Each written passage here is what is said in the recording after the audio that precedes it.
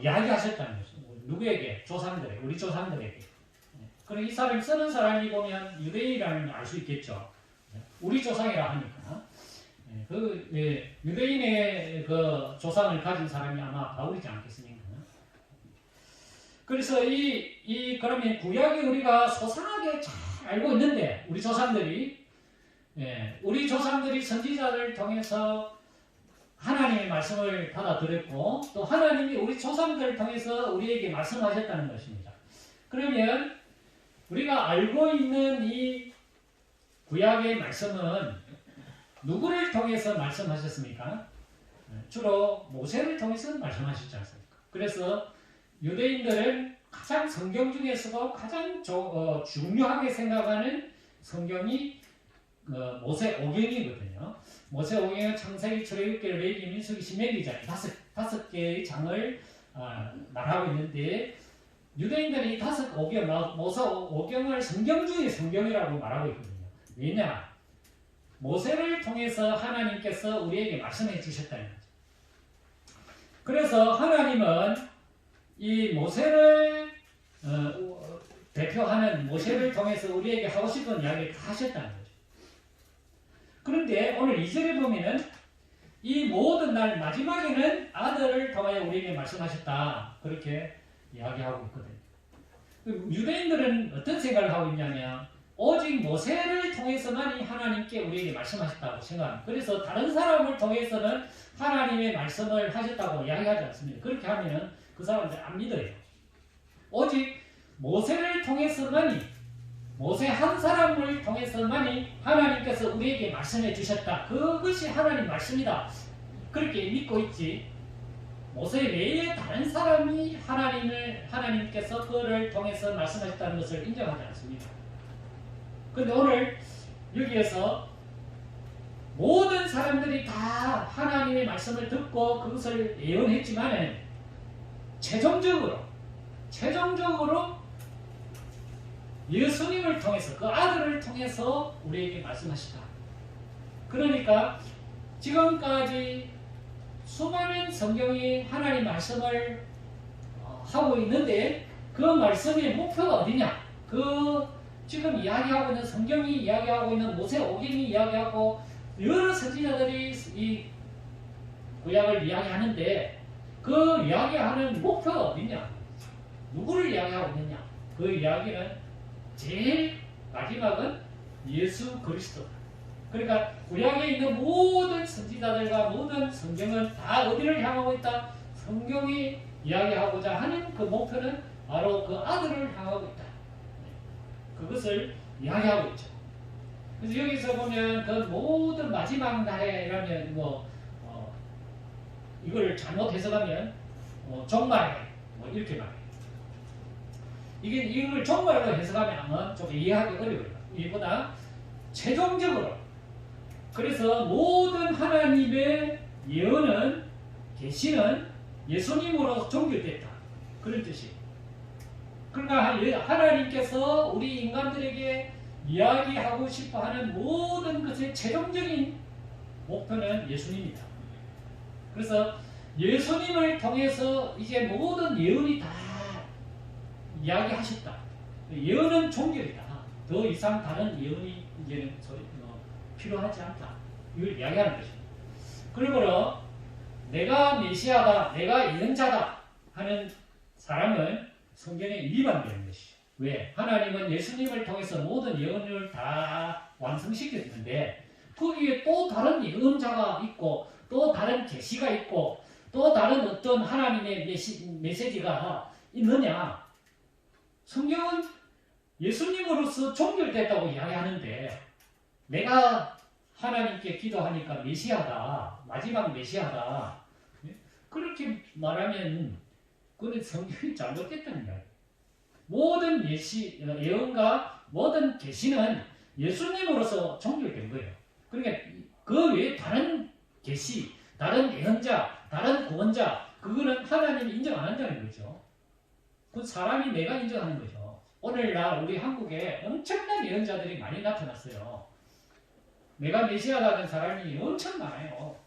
지금도 이야기하고 있어요. 자기가 하느냐 계시 받았다고. 모든 계시는 예수님으로 종결됐다고 이야기하고 있는데 우리는 오늘 여기 보면 모든 최종적으로 아들을 통하여 우리에게 말씀하셨다 이거. 그 아들은 상속자고 하나님의 아들이고 그분은 세계를 지으셨고 하나님의 영광의 광채시고 그 본체의 형상이시고 능력의 말씀으로 만물을 붙드시는 분이시다. 여러분 우리가 예수님의 사역을 보면 전부 예수님은 말씀으로 하셨어요. 그 예수님이 말씀하심으로 모든 게 변해졌단 말이죠. 최초의 기적의 역사가 물로 포도주를 만드는 거 아닙니까? 떠다가 갖다 주라 그렇게 했거든요. 그건 인간이 할 수 없는 이야기죠. 예수님은 말씀으로 다 하셨어요. 그걸 직접 가져가서 예수님이 이거 이런 조리를 하고 말이지 뭐 물감을 타고 이게 변화된 거다 이거 한번 먹어봐라 이래 안 했어요. 그냥 갖다 주라 그렇게 끝났어요. 말씀으로 모든 걸 하셨어요. 귀신 들린 그 무덤에서 그 호응을 지르고 막 쇠고랑 창을 아무리 채워놔도 뭐 소용이 없는 그 사람에게 마귀를 쫓아냈지 않습니까? 그 예수님이 말씀으로 그렇게 해버렸지 않습니까? 헬루전 다 예수님의 말씀으로 또 모든 걸 다 해버렸다. 이거 왜 그렇게 했습니까? 하나님이시기 때문에 하나님의 형상이요 하나님의 본체시는 하나님이 우리는 볼 수가 없었어요. 근데 볼 수 있는 하나님으로 우리에게 오셨다는 거죠. 그분이 예수님이시다. 하나님의 영광을 가지시고 하나님의 본질을 가지시고 하나님과 똑같은 신분이 바로 예수님이시다. 그분은 죄를 정결하게 하시는 분이시고 하나님 우편에 앉아 계시는 분이시다. 이런 모든 종교는 무엇을 해결하기 위해서 있느냐면 죄를 해결하기 위해서 종교가 발생한 겁니다. 모든 종교를 한번 다 보세요. 그들이 하고 있는 모든 행위는 인간의 죄를 어떻게 하면 없앨 수 있을까? 인간이 어떻게 하면 죄가 없는 사람으로 순수하고 깨끗한 사람이 될 수 있을까? 그것을 연구하고 그것을 수행하는 것이 다 종교예요. 유교도 그렇고 불교도 그렇고 해교 이슬람도 그렇고 어떻게 하면 인간이 그렇게 지며 어떻게 하면 인간의 죄가 없어질까? 그거를 자기 나름대로 해석하는 것이 종교예요.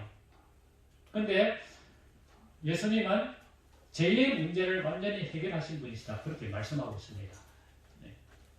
이 죄의 문제가 우리가 우리가 해결할 수 없는 문제죠. 우리는. 근데 예수님은 죄를 해결하신 분이시다. 그리고 하나님의 우편에 계시는 분이시다. 그렇게 말씀하고 있습니다. 그 다음에 나오는 게 뭐냐면은 그가 천사보다 훨씬 뛰어나다. 그렇게 말씀하고 있어요. 그 당시 이 히브리스를 쓰는 그 당시의 그 상 속으로 들어가 보면 그들은 영적인 존재를 믿고 있었어요. 그 성경을 믿고 있다는 말은 영적인 세계를 알고 있고 믿고 있다는 뜻이에요. 성경을 믿지 않는 사람은 영적인 세계를 인정하지 않습니다. 성경을 안 믿는 사람들은 영적인 세계를 인정하지 않습니다. 근데 영적인 세계를 또 인정하는 사람들이 있습니다. 성경을 안 믿어도. 그죠? 그 사람들은 귀신을 섬기고 마귀를 섬겨요. 그 사람들은 영적인 세계가 있다는 걸 알아요. 성경은 안 믿지만 그들 나름대로의 영적인 세계를 이야기하고 있다는 말입니다. 예를 들면 점치는 사람, 무당, 악수, 그죠? 이런 사람들은 영적인 세계를 알고 있어요. 오늘 천사들보다 훨씬 뛰어나다고 이야기하고 있습니다. 이 말은 영적인 세상도 왕으로 오신 예수님의 왕이다 이거예요. 천사보다 훨씬 뛰어나다 이거예요. 천사는 누구냐 그러면 천사는 사역자들이고 종이다 이거예요. 일꾼이다 이거예요. 그럼 주인이 있을 거 아닙니까? 그죠? 주인은 누구면 하나님이잖아요. 하나님. 그 예수님이 누구냐? 예수님은 아들이다 이거예요. 그 누가 높냐 이거죠. 아들이 높죠. 종보다. 그렇잖아요. 종은 나이가 아무리 많아도 이제 태어난 어린아이도 뭐라고 이야기합니까? 주인님 이렇게 하잖아요. 그죠? 아무리 나이 많아도 그 집 주인의 아들이면 주인님이라고 합니다. 왜? 주인이기 때문에. 이 영적인 세계도 예수님이 왕이라는 거예요. 왕. 영적인 세계도. 자, 그러면 우리는 이렇게 생각합니다. 아이고, 나는 믿음이 약해서 점치는 데 가면 겁나더라. 그래, 왜 겁납니까? 이러면 그 귀신이 있는 걸 알아. 귀신이 있긴 있는데 그 귀신이 나에게 콱 이렇게 오면 어떡하나? 그런 생각을 해요. 근데 오늘 성경은 뭐라고 이야기했냐면 영적인 세계에서 왕이신 분은 예수님이다 이거예요. 그리고 우리가 예수님을 믿는 사람은 왕을 내 속에 모시고 있잖아요. 그럼 급을 낼 이유가 없다는 거지. 영적인 세계에서 마귀와 귀신, 사탄, 천사 이런 것들은 다 종이다 이거예요. 누구의 종? 예수님의 종이다 이거죠. 네? 그러니까 우리가 주인을 믿고 있잖아요. 그러니까 마귀와 귀신에게 두려워할 필요가 없다는 거죠. 이걸 누가 제일 아느냐? 누가 제일 먼저 알아차리냐면 점치는 사람이 제일 먼저 알아차려요. 귀신 들리고 점치는 사람은 우리가 예수님을 믿는 사람이 딱 가면요 점이 안 됩니다, 여러분. 왜? 마귀와 귀신이 거기에 숨어 있지 못하거든요. 안 그러면 그 속에 딱 숨어 있어, 숨어. 오면 딱 움츠린단 말이지. 자신 정체가 발견될까 싶어가지고. 그걸 겁을 내고 그렇게 한단 말이지. 아무리 점을 잘 치는 사람도 우리가 가면 점이 안 돼요. 왜? 귀신이 숨어 있으니까 활동을 안 한단 말이지. 그리고 그들이 막 아프다 하고 머리가 아프다 하고 머리가 깨질락 하고 그래 한단 말입니다. 그 왜 그렇습니까? 왕이 거기에 찾아가니까 그런 거예요. 여기 보면 그렇게 해놨어요. 여러분들은 천사를 믿고 있습니다. 이 말은 여러분들은 영적인 세계를 알고 있습니다. 믿고 있습니다. 그러면 영적인 세계에서 누가 왕입니까? 예수님이 왕입니다. 그렇게 이야기하고 있는 거예요. 그리고 그 예수님은 하나님 우편에 앉아 계시고 누가 천사들을 보고 하나님 우편에 앉으라고 이야기했느냐 말이에요.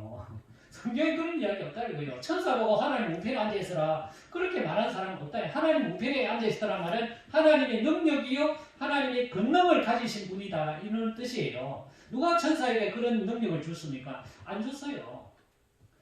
하나님은 그 아들에게 그 발등상 아래에 마귀를 두고 있다. 영적인 세계를 자기 발 밑에 두고 있다. 이런 거예요.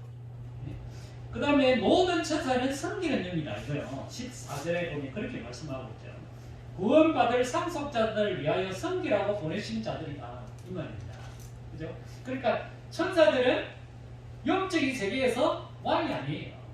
심부름꾼이고 종이에요. 그럼 왕은 누구냐? 예수님이 영적인 세계에서 왕이다. 이 말이에요. 우리는 자부심을 가져야 돼요. 우리는 왕을 믿고 있잖아요. 그죠? 왕을 믿고 있잖아요. 그러니까 우리는 점치는 때를 딱 보면 내가 가서 저거 쫓아내야 되겠구나. 이런 마음이 생겨야지. 점치는 데 가가지고 아유 무섭다 야. 저 귀신이 나보고 뭐라 하면 못하노. 저 나를 막 머리채를 끌고 가든지 내 동백 치면 나 큰일 났는데. 그런 마음을 보면 안 되죠. 내 속에 있는 분이 얼마나 능력이 많으시고 크신 분인데 내 속에 계시는 분이 세상을 지배하고 영적인 세계를 종으로 삼는 분인데 그분에게 우리는 주인이라고 우리를 믿고 있는데 우리는 큰 능력과 힘을 가져야 된다 하는 것입니다. 그 다음에 그러면 십자가를 왜 짓느냐? 예수님이 그렇게 능력이 많으시고 크신 분인데 그렇게 이야기할 수 있겠지 않습니까? 그게 이제 2장에 나옵니다. 그 이유에 대해서 왜 예수님이 십자가를 지셔야 되는 것에 대해서 말씀해 주고 있습니다. 2장에 나와 있어요. 보면 7절에 보면 그를 잠시 동안 천사보다 못하게 하시고 영광과 존귀로 관을 씌우셨다. 그렇게 말씀하고 있습니다. 잠깐 동안, 언제? 3일 동안. 3일 동안만 천사보다 못하게 하셨다는 거예요. 그 이유가 뭐냐? 그 진짜 못하게 하신 것 이유는 하나님께 영광과 존귀를 드리기 위해서 그렇게 하셨다는 거예요. 우리가 생각하기에는 예수님 십자가에서 죽었으니까 힘도 없고 우리가 믿을 만한 대상이 아니다. 십자가에 죽은 사람을 우리가 왜 믿노? 자기 죽음도 해결하지 못한 그 예수를 우리가 왜 믿노? 그렇게 말할 수가 있어요. 그 예수님이 십자가에 죽으신 것은 잠시 동안, 잠깐만 낮아지실 뿐이지 그 목적은 그게 아니고 하나님께 존귀와 영광을 돌리기 위해서 그렇게 하셨다는 거죠. 자, 그러면 왜 하나님께이신 예수님이 우리 인간을 몸으로 와서 죽어야 되느냐? 십자가에서 십자가에서 죽으신 이유가 뭐냐? 이 구절에 나와요. 구절에 보면 죽음의 고난을 받으심으로 중간에 나오죠. 곧 죽음의 고난을 받으심으로 말미암아 영광과 존귀로 간을 쓰신 예수를 보니 이를 행하시면 하나님의 은혜로 말미암아 모든 사람을 위하여 죽음을 맛보게 하려 하십니다. 그렇게 말씀하셨다는 거예요. 모든 사람을 위하여 죽음을 맛보게 하기 위해서 그렇게 하시다 하는 겁니다. 우리는 마지막 시험이 하나 있습니다. 누구에든지 마지막 시험이 뭐냐면 죽음입니다. 죽음. 그 시험은 최종적인 시험이에요. 누구나 다 보는 시험이에요. 근데 그 시험이 어려워요. 그 시험 통과하기가 엄청 어렵단 말입니다. 근데 그 시험을 통과할 수 있는 유일한 그 해답이 있다는 겁니다.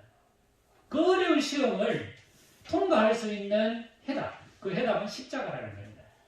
십자가를 통해서만이 죽음을 해결할 수 있다는 것입니다. 모든 사람은 다 그 시험 앞에 벌벌 떤다는 거예요. 다 시험을 쳐야 돼요. 근데 그 시험을 통과할 수 있는 방법은 오직 예수님인데 그 예수님의 십자가를 통해서 그 시험이 통과된다는 것입니다.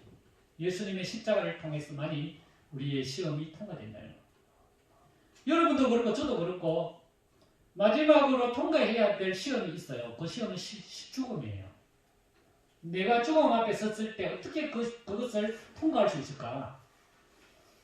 그 통과는 반드시 십자가를 통해서 통과가 되는 겁니다. 십자가가 없으면 통과할 수가 없어요. 그래서 이 고난을 통해서 하나님은 완벽하게 구원을 완성하셨다. 그렇게 말씀하고 있습니다.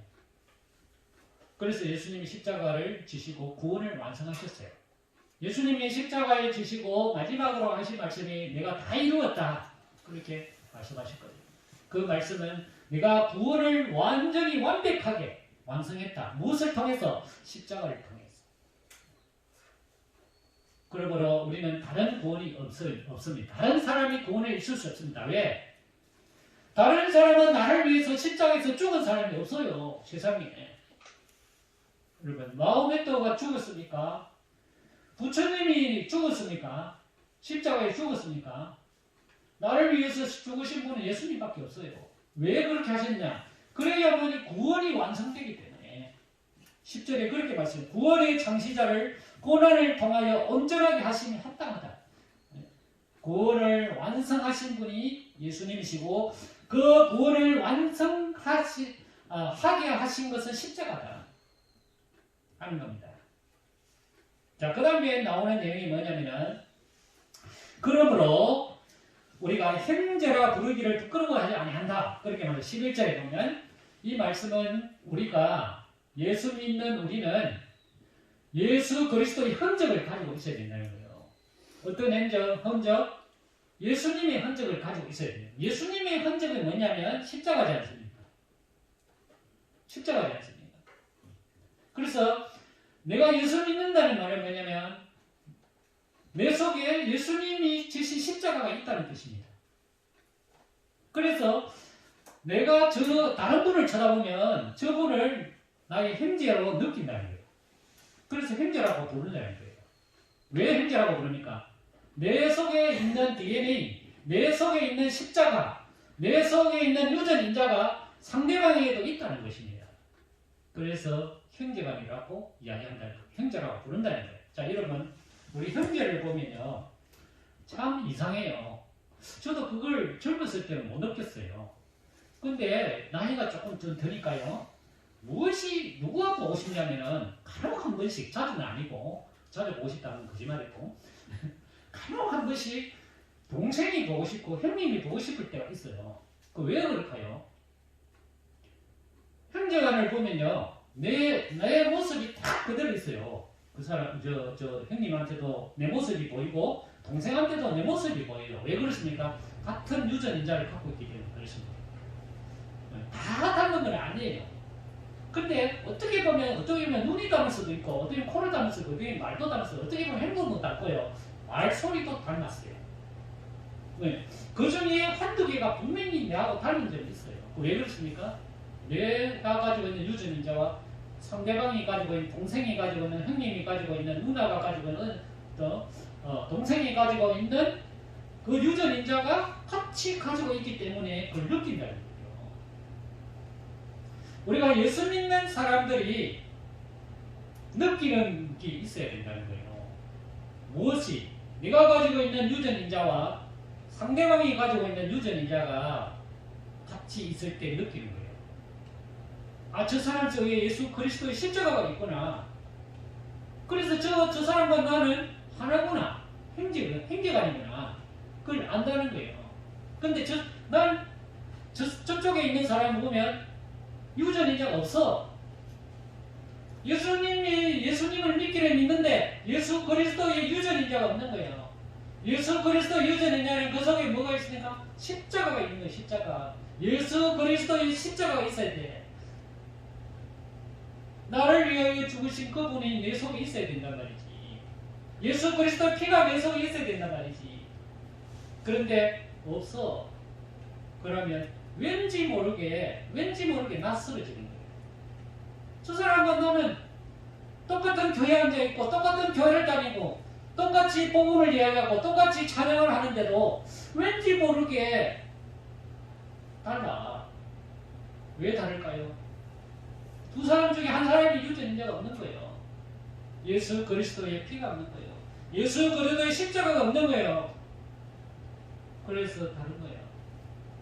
형제라고 부르지 못하는 거죠.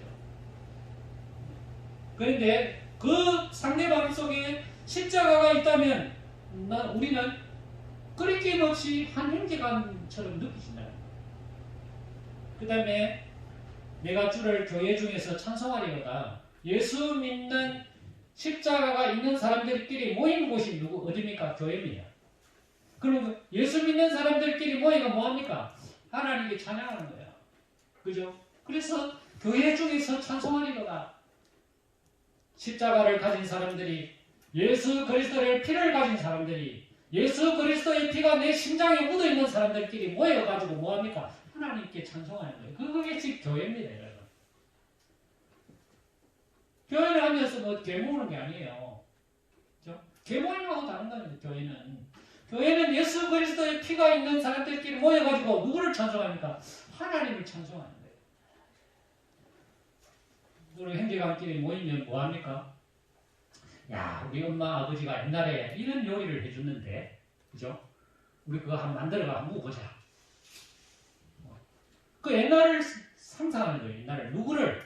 엄마 아버지를, 또 우리 옛날에 살았던 거를 그 같이 나누는 거예요.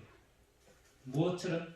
옛날에 우리 엄마 아버지와 같이 있었던 것처럼 기쁨을 누리는 거지. 왠지 모르게 그냥 즐겁고 기쁜 거예요. 그죠? 네. 교회 오면 그게 있어야 되는 거죠. 그게 왜 있습니까? 같은 유전자끼리 앉아서 같은 부모를 생각하고 상상하고 부모에게 감사하고, 옛날에 뭡니까 우리 엄마가 말이지 시래기 그걸 가지고 지금끼리는 그 맛이 안 난다 하면서 상상하는 거예요. 회상하고 그렇게 사는 거예요. 그게 형제가 아니고 그게 교회라는 거예요. 자, 그 다음에 우리는 십자가를 통해서 죽음의 세력을 잡은 자를 뛰어넘고 마귀를 멸한다는 겁니다. 마귀는 우리를 겁주는데 무엇을 가지고 겁을 주냐면 죽음을 가지고 겁을 주는 거예요. 죽음을 가지고. 그래서 죽음 앞에 다 두려워하는 거예요. 죽음 앞에. 마귀는 죽음의 세력을 잡은 자다 이거예요. 죽음의 세력을. 근데 그래 가면 죽는다. 죽음의 세력으로 우리를 겁박하고 죽음의 세력으로 우리를 넘어뜨리고 죽음의 세력으로 우리를 협박하는 거예요. 그래서 죽기를 무서워함으로 한평생 매여 종노릇 한다는 거예요. 우리가 죽음을 우리는 뛰어넘은 사람이잖아요. 어떻게? 해답이 알고 있기 때문에. 그죠? 우리는 십자가라는 예수 그리스도의 피라는 해답을 알고 있기 때문에 우리는 죽음을 뛰어넘은 사람, 합격한 사람이에요. 근데 그 합격을 못한 사람은 두려워한다. 이 시험이 너무나 어렵고 힘들기 때문에 그래서 이 죽음을 가지고 장난치는 사람이 있다 이거예요. 그게 누구냐? 마귀라는 거예요. 마귀가 이 죽음이라는 이 도구를 통해서 이 시험을 통해서 사람을 협박하고 자기를 추종하게 만든다는 거예요. 그래서 우리는 죽음을 두려워해서는 안 되는 것입니다. 왜냐? 죽음은 예수님이 이미 다 통과하셨잖아요. 예수님이 다 통과해. 어디 계십니까? 우편에 계시잖아요. 우편이라면 하나님의 나라에 계신다는 거예요. 하늘에 계신다는 거죠. 하늘에 계신 내처럼 시험을 통과한 사람은 다 하늘나라에 온다는 거지. 그래서 죽음을 두려워할 필요가 없다. 그 십자가를 통해서 우리 차선을 붙들어 주시기 위해서 예수님이 죽으셨다는 거죠. 죽음을 두려워하지 말고 나처럼 너희들도 하나님 나라에 온다. 내가 거기에 가있다. 먼저 가있잖아. 내가 통과해갖고 먼저 가있잖아. 그것을 확신하게 우리에게 주신다는 거죠. 그리고 예수님이 사람으로 온 이유는 우리처럼 우리와 형편을 똑같이 한 그 시험과 고난을 이길 수 있는 그런 능히 도와주기 위해서 우리 하나님이 사람이 되시다는 거예요. 우리 형편과 저지를 잘 알고 있으니까 우리를 도울 수 있는 그런 분이시다 하는 것입니다. 그러므로 3장에 보면 항상 우리는 예수를 깊이 생각해야 된다는 거예요. 예수를 생각하고 늘 예수님을 생각하면서 살아야 돼요. 예수님을 생각하면서.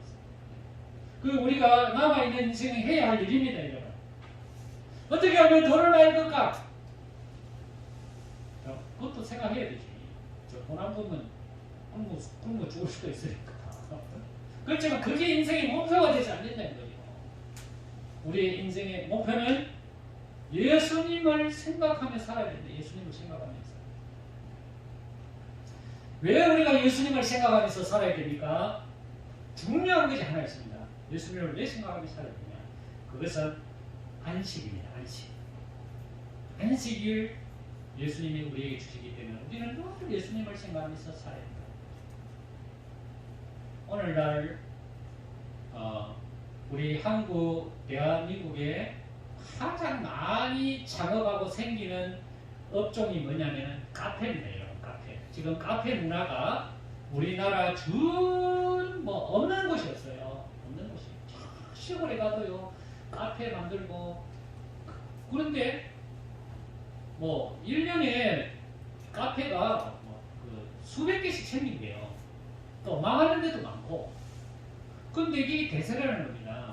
왜 이 카페가 그렇게 많이 생기고 또 많은 사람들이 밥 먹고 나면 가야 될 필수 코스가 카페 가서 한잔 마시고 그래야 헤어진다는 거예요. 그죠? 걔를 모아도 카페 가서 한잔하고 가자. 뭘 친구들끼리 모여가지고 해도 우리 마지막으로 한잔하고 가자. 그 식당에서 공짜 커피, 그건 커피도 아니다. 가서 분위기 있는데 가서 딱 이렇게 돈 6,000원, 7,000원 밥값이다. 그게 현실이죠. 왜 우리는 그런 것을 지금 갈구하고 있습니까? 어렵기 때문에 그렇죠. 우리의 삶이 고달프기 때문에 뭔가 좀 편안하고 안식을 누리는 시간이 필요하다는 거예요. 그런데 성경은 뭐라고 이야기하느냐면 안식은 예수 그리스도를 생각하는 것이 안식이다. 그렇게 말하고 있습니다. 그렇죠? 예수 그리스도 안에 내 진정한 안식이 있다.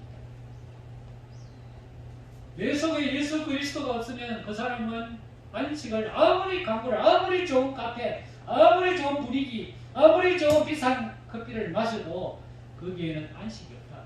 평안이 없다. 그 말입니다. 그래서 11절에 보면 3장 11절 보면 내가 노하여 맹세한 바와 같이 그들은 내 안식에 들어오지 못하리라. 하나님이 모세를 통해서 하나님께서는 안식을 주셨어요. 모세를 하나님이 통해서 가나안 땅으로 백성들을 인도했지 않습니까? 그 인도한 목적이 뭡니까? 가나안 땅으로 인도하기 위해서 모세를 통해서 백성들을 이끌어냈거든요. 종살이하던 이들을 하나님은 모세를 통해서 평안과 안식을 주기 위해서 가나안 땅으로 인도를 하셨어요. 그런데 문제는 뭡니까? 이 백성들이 하나님이 주시는 평안을 누렸느냐? 못 누렸다는 것입니다. 왜? 하나님을 믿지 않았기 때문에. 그래서 40년 동안 광야에서 소멸했다고. 그들은 평안의 안식을 하나님이 주셨으나 그들이 받아들이지 않고 순종하지 않고 믿지 않았기 때문에 하나님이 가나안 땅을 주신다는 것을 믿지 않았기 때문에 그들은 역사와 기적을 보면서도 그죠? 애국 군대들이 600명의 그 기갑차들이 홍해에 수장되고 구름 기둥과 불 기둥으로 하나님이 인도하고 만나와 메추라기를 위해서 먹는 것을 다 해결해 주었지만은 하나님이 주시는 안식을 믿지 않았다는 거예요. 하나님이 주시는 그 평안을 그들은 믿지 않았다는 거예요. 그래서 그들은 다 소장됐다는 거예요. 다 광야에서 죽었다는 거예요. 내 안식에 들어오지 못하게 되었다는 거예요. 그래서 순종하지 않으므로 그들은 안식에 들어가지 못했다. 그렇게 말씀하고 있습니다. 4장에 보면 모세가 여러분들에게 안식을 주려고 했지만은 여러분들이 그거 하나님이 주시는 안식을 받아들이지 않았기 때문에 그들은 안식을 누리지 못하게 되었다. 그래서 하나님은 모세를 통해서는 이래 가지고는 안 되겠다. 여호수아를 통해서도 안식을 주었는데 안 되겠다. 그렇게 해서 하나님이 마지막으로 우리에게 안식을 주시기로 결정했는데 그 결정이 바로 예수 그리스도다.